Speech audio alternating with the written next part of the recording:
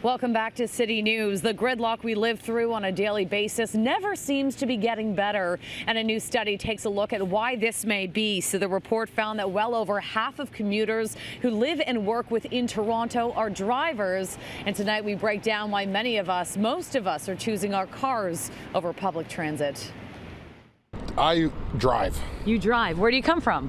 I live downtown. 65% of commuters who live and work in Toronto are drivers, and half of those are only traveling 10 kilometers a day. That's the distance from Union Station to Yonge and Lawrence. Don, who likes the convenience of his car, will leave the downtown core every once in a while. You say you live on Queen Street, and so when you do have to go to Scarborough, why not transit? No, because it's easier for my car.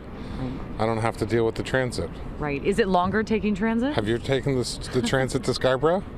It's a nightmare, right? The report by Deloitte that's titled Changing Directions found on average transit takes about 15 minutes longer than driving, and 54% of office buildings in the GTA are located beyond the reach of rapid transit.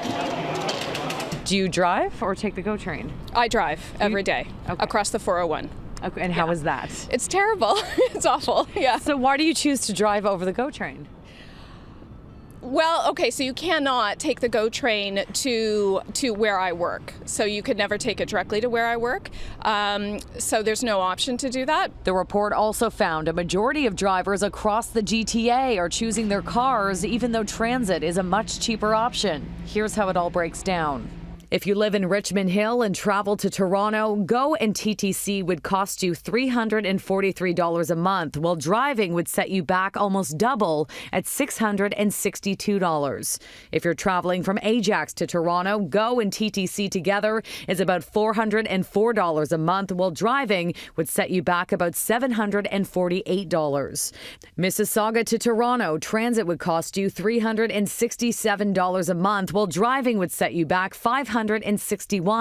If you're commuting between Vaughan and Toronto, GO and TTC combined $346 a month, while driving would cost you $680. So if you take the train and the TTC, it's $385 a month.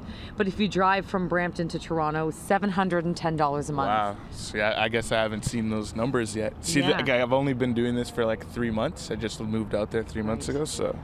That's a big difference, That's right? a big difference, huge. Would that sway you to take transit over driving, or? Totally. It would? Yeah. No. Do you know that it's substantially cheaper to take transit than drive? Probably, but again, I think convenience over money wins on that one.